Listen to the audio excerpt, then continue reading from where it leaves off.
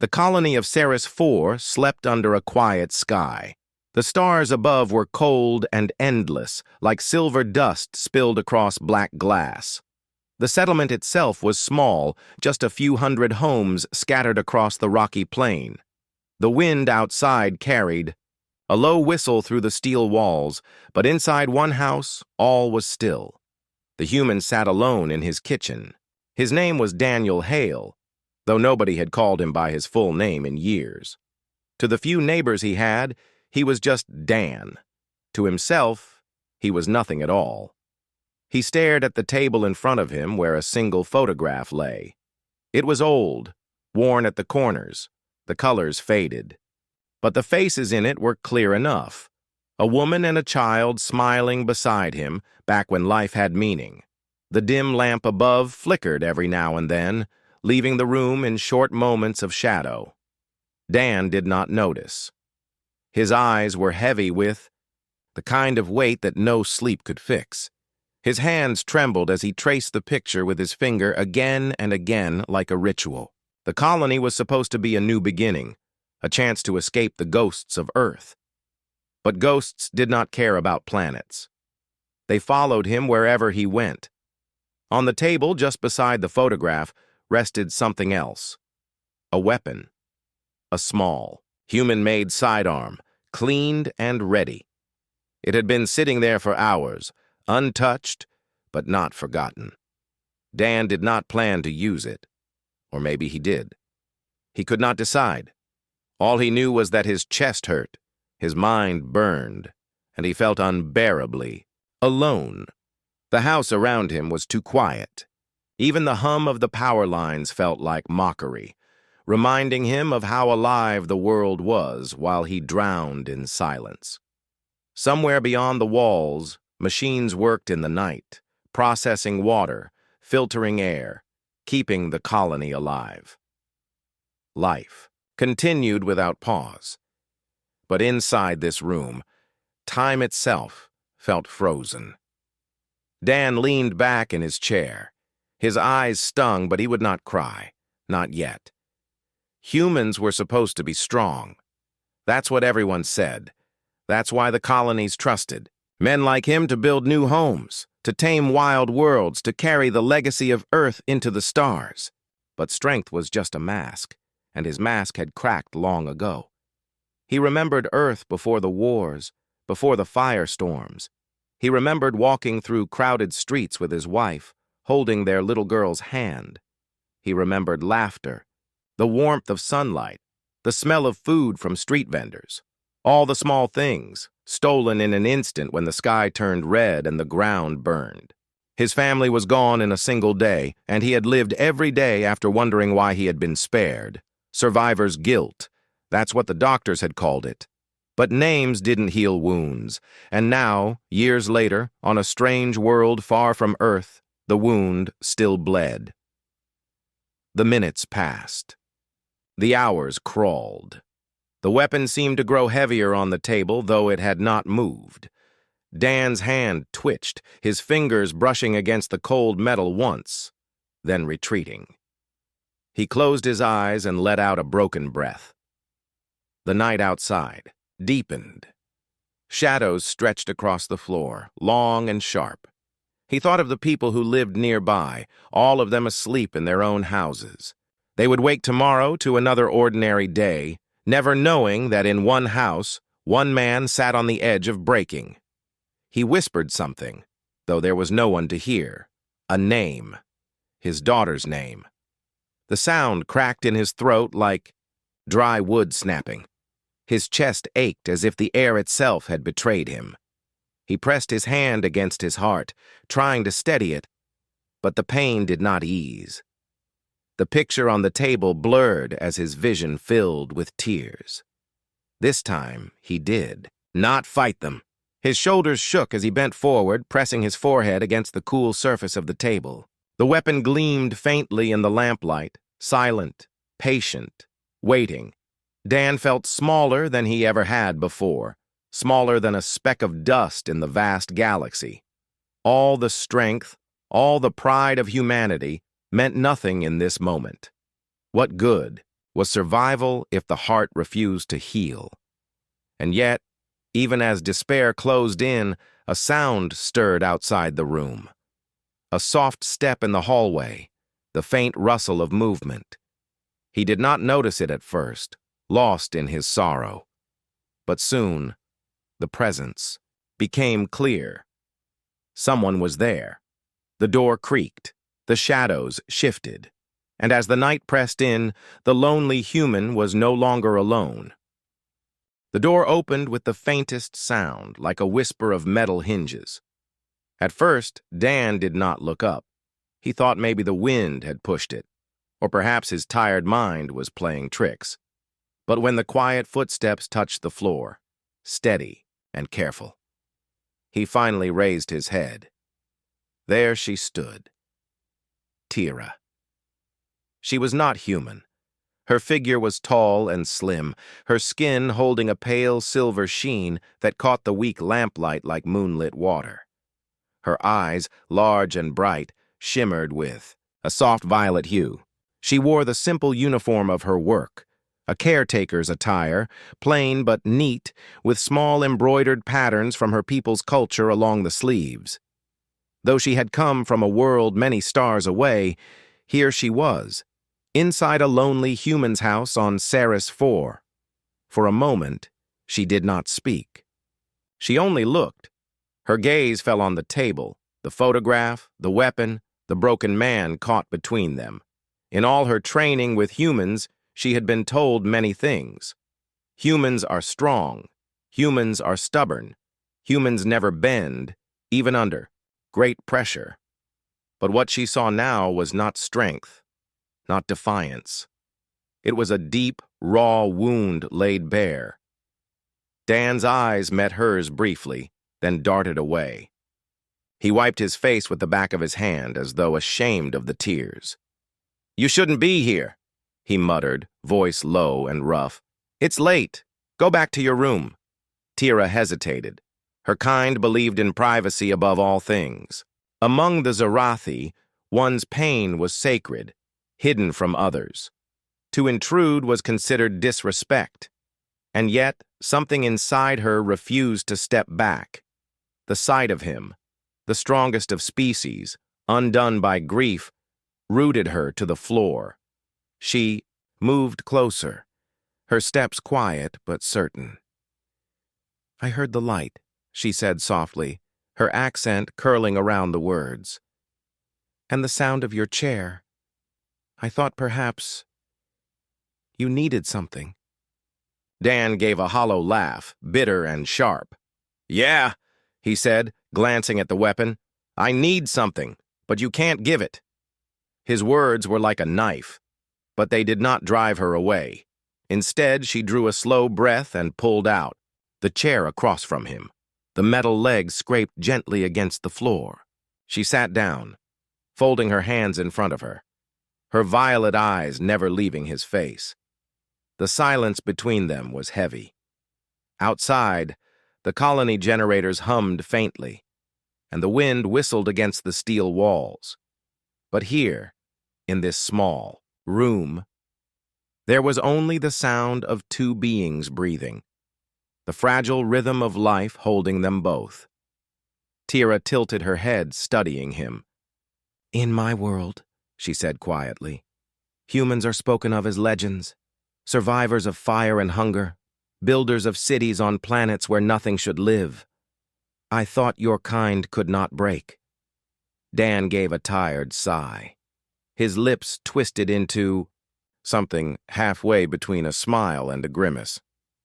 "We break," he said. "We just don't let anyone see it." He tapped the photograph with a trembling finger. "But tonight, I guess I couldn't hide it anymore." Her eyes softened. She had learned much about humans since coming to the colony, their foods, their strange jokes, their restless energy.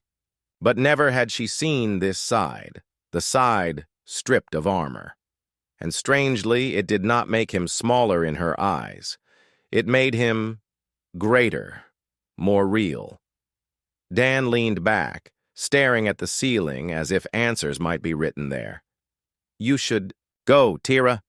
This isn't your problem. But she did not move. Instead, her silver hand slid slowly across the table, stopping just short of his. Not touching, not yet. Just close enough to be felt. Her voice was soft but steady. Maybe it is, not my problem, but I am here, and I see you. Those words landed heavier than any lecture or command. For years, Dan had lived unseen, his grief hidden behind hard work and empty smiles. Now, for the first time, someone had looked straight into the wound and refused to turn away. He swallowed hard. The silence stretched again, but it was different this time. Less like a wall, more like a bridge. Tira's gaze lingered on the weapon. It glimmered faintly in the dim light, silent but dangerous. A tool that waited for despair's command. She wanted to reach for it, to push it away, but she held still. Not yet. She could not take it by force. She had to wait for him to choose. In that small room, beneath the cold stars of a faraway world, two lives had collided in a moment neither had expected. A grieving human and an alien maid who could not walk away. The night was far from over, and in the quiet between them, the first fragile thread of something new began to weave itself. The room grew heavy with silence. It was not the peaceful silence of rest, but the kind that pressed down on the chest, thick and suffocating. Daniel sat with his hands trembling slightly, his eyes fixed on the table. Across from him, Tira sat, still her silver hands folded together, her gaze steady. Neither spoke at first. The lamp above buzzed faintly, its weak light casting tired shadows on the walls. Outside, the faint hum of the colony's generators filled the air. Life went on beyond those walls, machines working, winds howling, but inside this small room, time seemed to hold its breath. Daniel finally broke the silence with a sharp exhale. He wiped at his eyes again, though his tears had already dried into salt on his cheeks. "You should go," he said quietly, his voice rough. "You shouldn't see me like this." Tira tilted her head slightly. Her eyes glowed soft violet in the dim light. "Why?" she asked. He let out a bitter laugh, though it carried no joy. "Because humans aren't supposed to be weak. That's what everyone believes. That's what they need to believe. If they see us fall apart, what hope do they have?" Her gaze softened. "So you carry all your sorrow alone, just so others may feel strong?" He hesitated, then gave a tired nod. "That's what it means to be human. We endure. We keep moving, even when it tears us apart inside." His voice cracked as he leaned forward, his hand brushing over the photograph. "But some nights, I can't. Some nights it's too heavy." Tira's chest tightened. In her culture, emotions were hidden deep within. Zarathi never showed their pain, not even to their closest kin. To reveal sorrow was considered shameful, a flaw of discipline. Yet here was a human, confessing his agony, bearing the wound in his soul, and instead of shame, she saw courage. "You say this is weakness," she said softly, "but to me, it feels like strength." Daniel blinked, caught off guard. "Strength?"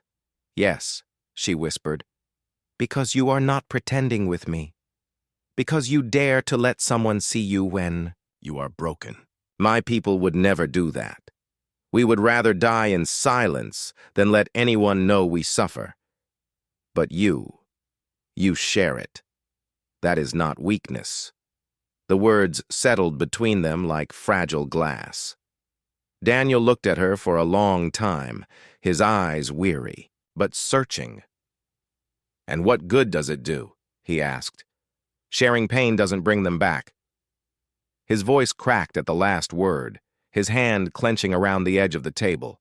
Tira leaned closer, her voice steady but tender.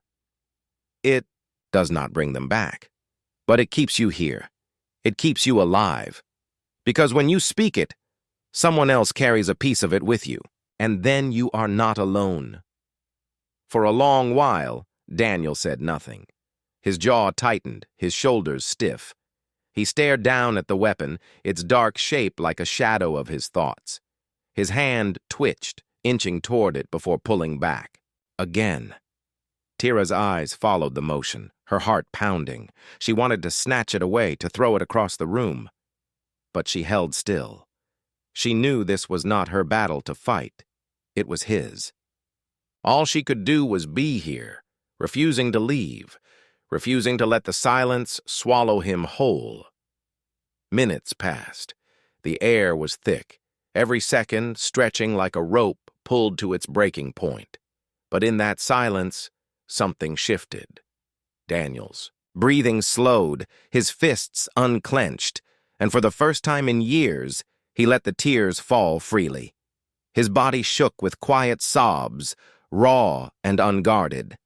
And still, Tira did not move. She did not speak. She only stayed. Her presence like a steady anchor against the storm raging inside him. At last, he lifted his head, his eyes red and wet. He looked at her with something close to wonder. "Why are you still here?" he asked, voice hoarse.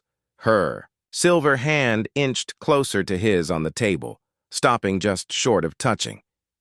"Because," she said softly, "no one should be alone in the silence." Daniel stared at her for a long moment, and though the pain did not vanish, it softened. Just a little. Enough to breathe. Enough to hold on for one more night. And in that fragile silence, something unspoken passed between them. A bond not of duty, but of choice. A bond stronger than words. The room grew heavy with silence. It was not the peaceful silence of rest, but the kind that pressed down on the chest, thick and suffocating. Daniel sat with his hands trembling slightly, his eyes fixed on the table. Across from him, Tira sat, still her silver hands folded together, her gaze steady. Neither spoke at first.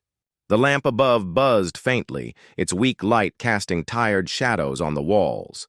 Outside, the faint hum of the colony's generators filled the air. Life went on beyond those walls, machines working, winds howling, but inside this small room, time seemed to hold its breath. Daniel finally broke the silence with a sharp exhale. He wiped at his eyes again, though his tears had already dried into salt on his cheeks. "You should go," he said quietly, his voice rough. "You shouldn't see me like this." Tira tilted her head slightly. Her eyes glowed soft violet in the dim light. "Why?" she asked. He let out a bitter laugh, though it carried no joy. "Because humans aren't supposed to be weak. That's what everyone believes. That's what they need to believe. If they see us fall apart, what hope do they have?" Her gaze softened. "So you carry all your sorrow alone, just so others may feel strong?" He hesitated, then gave a tired nod. "That's what it means to be human. We endure. We keep moving, even when it tears us apart inside." His voice cracked as he leaned forward, his hand brushing over the photograph. "But some nights, I can't. Some nights it's too heavy." Tira's chest tightened. In her culture, emotions were hidden deep within. Zarathi never showed their pain, not even to their closest kin. To reveal sorrow was considered shameful, a flaw of discipline. Yet here was a human confessing his agony, bearing the wound in his soul. And instead of shame, she saw courage. "You say this is weakness," she said softly. "But to me, it feels like strength." Daniel blinked, caught off guard. "Strength?" "Yes," she whispered. "Because you are not pretending with me.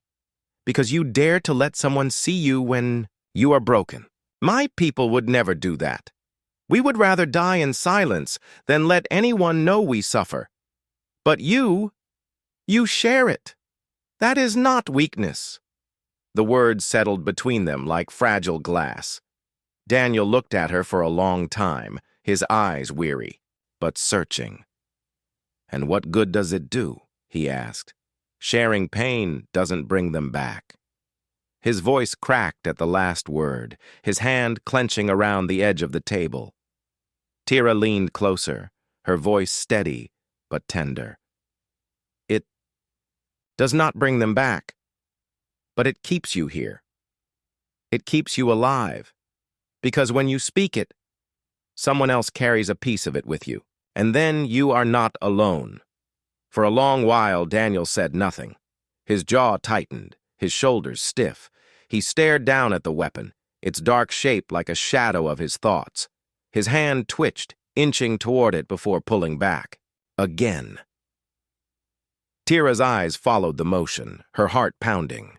She wanted to snatch it away, to throw it across the room, but she held still. She knew this was not her battle to fight, it was his. All she could do was be here, refusing to leave, refusing to let the silence swallow him whole. Minutes passed. The air was thick, every second stretching like a rope pulled to its breaking point. But in that silence, something shifted. Daniel's breathing slowed, his fists unclenched, and for the first time in years, he let the tears fall freely. His body shook with quiet sobs, raw and unguarded. And still, Tira did not move. She did not speak. She only stayed, her presence like a steady anchor against the storm raging inside him. At last, he lifted his head, his eyes red and wet. He looked at her with something close to wonder. "Why are you still here?" he asked, voice hoarse. Her silver hand inched closer to his on the table, stopping just short of touching. "Because," she said softly, "no one should be alone in the silence." Daniel stared at her for a long moment, and though the pain did not vanish, it softened, just a little. Enough to breathe, enough to hold on for one more night. And in that fragile silence, something unspoken passed between them. A bond not of duty, but of choice. A bond stronger than words. The silence lingered in the small room, heavy yet strangely gentle. Daniel sat slouched in his chair, his eyes swollen and tired from crying. Across from him, Tira did not move, her gaze steady, her silver hands resting lightly on the table. For a long while, neither spoke. The lamp above flickered softly, and the faint hum of the colony's machines filled the background. Finally, Daniel let out a shaky breath. "You shouldn't have to see this," he muttered. "I already have," Tira replied, her voice calm, almost like a whisper, "and I will not leave." Something in the firmness of her tone made him pause. He rubbed his face with both hands, trying to wipe away the exhaustion. Then, with a sigh that carried the weight of years, he lowered his hands and stared at the photograph on the table. "You want to know why this hurts so much?" His voice was low, hoarse. "Then I'll tell you, but it won't be easy to hear." Tira leaned forward slightly, her violet eyes glowing with quiet determination. "Tell me." For a moment, Daniel hesitated, as though speaking the truth might tear open wounds too deep to survive. But something about her gaze, the way she listened without judgment, the way she refused to turn away, gave him the strength to continue. "I was there," he said, his voice breaking. "On Earth. When the war ended. When the sky burned." He closed his eyes and his mind slipped back into the memories he had buried so long ago. "I remember the air thick with smoke, the sound of sirens, the ground shaking under my feet. My wife, her name was Anna, she was holding our daughter's hand. She kept telling her everything would be fine, but I knew it wouldn't." His voice cracked, and his hands clenched into fists. Tira remained silent, her heart tightening as she watched him struggle against the storm inside. "We ran," he continued, "through streets full of fire, buildings collapsing around us. I carried my daughter for as long as I could, but the smoke," his breathing faltered. "She coughed so hard she couldn't breathe. I tried. I tried so damn hard, but I couldn't save her.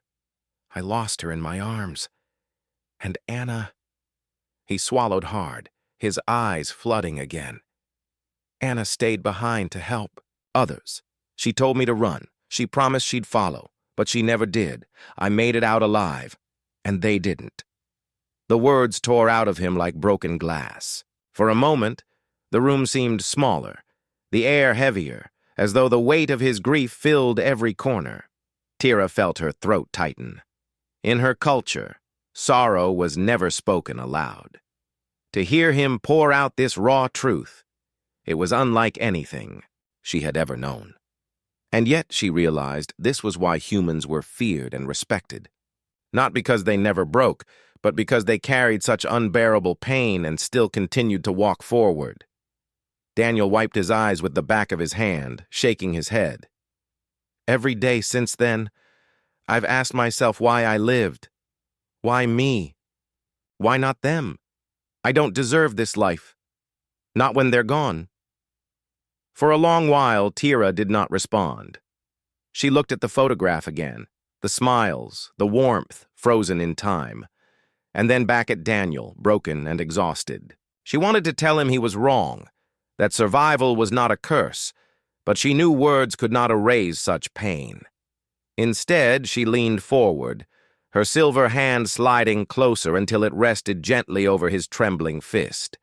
Her touch was cool, but steady, like a calm anchor against the storm. "In my world," she said softly, "we do not speak of sorrow. We bury it deep inside, as if silence will kill it. But you, Daniel, you give it voice. You let it live outside of you, even when it hurts. That is not weakness. That is a kind of strength my people cannot understand." Daniel looked at her, his red eyes wide, his lips trembling. For a long moment, he said nothing. Then, slowly, his shoulders eased, the tightness in his chest softening just enough to let air flow again. "I don't know how to carry this anymore," he whispered. "Then let me help carry it," Tira said, her voice gentle but unwavering. The words struck deep. For years, Daniel had borne his pain alone, convinced it was his burden and his alone. But now, in this quiet room, across from an alien maid who should have been a stranger, he felt the first fragile thread of hope. For the first time in years, he was not alone in his grief. And as he looked into her violet eyes, he realized something he had forgotten. Sharing pain did not make it weaker, but it made him stronger. The weapon still lay on the table, silent and heavy, as if it carried the weight of all the words spoken that night. Its black steel reflected the weak glow of the lamp, a dark reminder of the choice hanging over Daniel's heart. He stared at it for a long time. His hand twitched once, then again, inching toward the weapon before pulling back. His chest rose and fell in uneven breaths. Memories pressed in on him. The faces of Anna and his little girl, the screams, the fire, the endless nights of regret. The temptation was strong. One motion, one pull of the trigger, and all the pain would end. But then another presence pulled at him.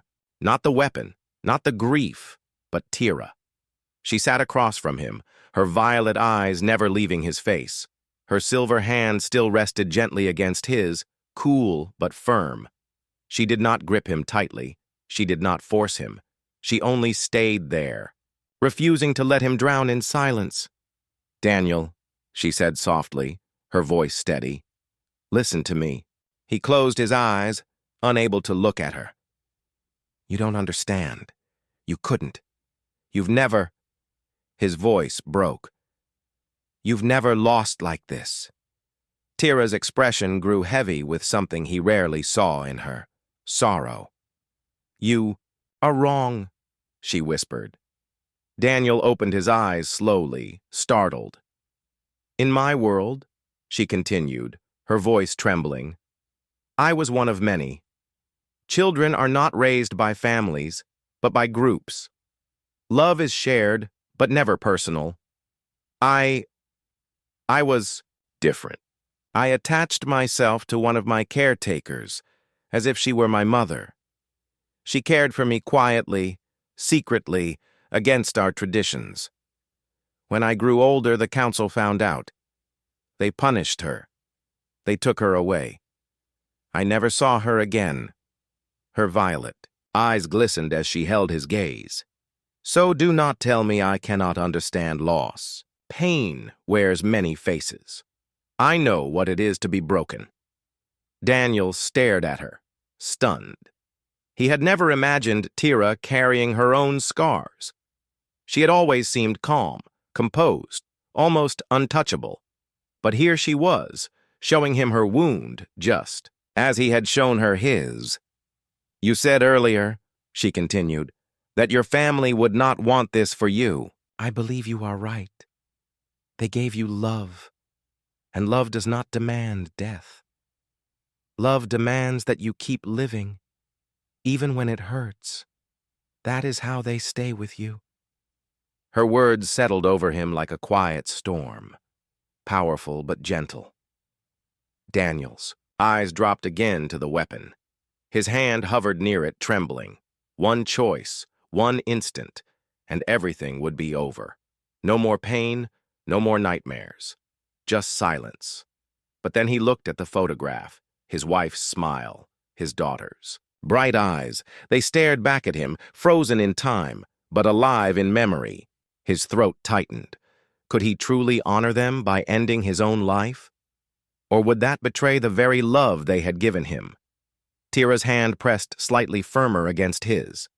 Her voice dropped lower, almost a whisper. In my world, we say sorrow kills twice. First, when it takes the ones you love. Then again, when you let it win inside you. Do not let it win, Daniel. His fingers twitched, hovering over the weapon one last time. The room seemed to hold its breath. Then, slowly, painfully, he pulled his hand back. His chest shuddered, as if he had just carried a mountain on his shoulders. With a trembling exhale, he pushed the weapon across the table, away from him. The sound of it sliding on the metal surface echoed like thunder in the small room. For a long moment, he could not speak. He bent forward, his hands covering his face, his body shaking with sobs. But these were not the same tears of despair as before. They were tears of release, of letting go if only a little. Tira did not move the weapon. She did not need to. The choice had been his, and that mattered most. Instead, she shifted closer, her presence steady and unyielding. When Daniel finally lifted his head, his face was wet, his eyes red. But there was something new in them. Not peace, not yet, but a flicker of strength, a spark of life. He looked at her, voice trembling. Thank you for not leaving. Tira's lips curved in the smallest, softest smile. Thank you, she whispered back, for choosing life. And in that fragile moment, beneath the cold stars of a faraway colony, a broken human took his first step back toward hope. The night on Ceres 4 stretched on, quiet and endless. Outside, the alien winds moved across the barren plains, carrying their lonely whistle through the steel walls of the colony. But inside that small house, something had shifted. Daniel sat, slumped in his chair, exhausted from tears but lighter somehow, as if a small part of the weight had been lifted from his chest. The weapon no longer glared at him from the table. It lay pushed aside, silent and forgotten, no longer the master of his thoughts. Across from him, Tira still sat, her silver hands resting calmly on the surface, her violet eyes soft but watchful. She had not left his side all night, and in that stillness, she felt something stir in her heart. She had come into this room expecting only to perform her duties as a maid, as a caretaker. But what she had witnessed was far more than duty. She had seen the truth of humanity, not the legends, of unbreakable strength, not the stories of conquest and survival. She had seen a man broken open by grief, yet still able to choose life. For a while, neither of them spoke. The silence between them was no longer suffocating. It was softer now, filled with an unspoken understanding. At last, Daniel broke it. His voice was quiet, hoarse from crying, but steady. "I thought I was finished," he said, his eyes fixed on the photograph. "I thought I had nothing left. But you stayed." Tira tilted her head, her voice calm. "Because no one should fight sorrow alone." Daniel let out a weak laugh, shaking his head. "You sound more human than I do." Her lips curved into the faintest smile. "Or maybe you sound more Zarathi. We hide our pain until it destroys us. You let it out, and in that way, you survive. Perhaps we both have something to learn." The words settled gently between them. Daniel leaned back in his chair, letting out a long breath. His body ached, his heart still heavy, but for the first time in years, the crushing loneliness had eased. He was not healed. Not yet, maybe not ever completely, but he was not alone anymore. Tira studied him quietly. She had always wondered why humans spread so far into the stars, why they endured hardships that would have broken other species. Tonight she understood. It was not their weapons, nor their strength, nor their technology. It was their will to keep moving, even when everything inside them screamed to stop. She realized with a quiet certainty that this was why humans were both feared and admired across the galaxy. Because even in their darkest moments, even when their hearts shattered, they could still choose to rise again. Daniel rubbed his tired eyes, then looked at her. "I don't know what tomorrow will bring," he admitted, "but maybe I'll see it. For them." He touched the photograph gently. "For Anna. For my little girl." Tira nodded slowly. "And for yourself." He gave her a small, broken smile. "Maybe for myself, too." The moment passed between them, fragile but powerful. For Tira, it was a revelation. For Daniel, it was the first step out of the shadows. Later, when she finally returned to her own quarters, Tira could not sleep. She lay awake, staring at the ceiling, her thoughts restless. The image of Daniel remained in her mind, his tears, his pain, his decision to live. She thought of the legends her people told, the warnings about humans being dangerous, unstoppable, unyielding, but now she knew the truth. Humans were not dangerous because they never broke. They were dangerous because they could break 1,000 times and still choose to stand. In the stillness of her room, she whispered into the dark, her voice barely a breath.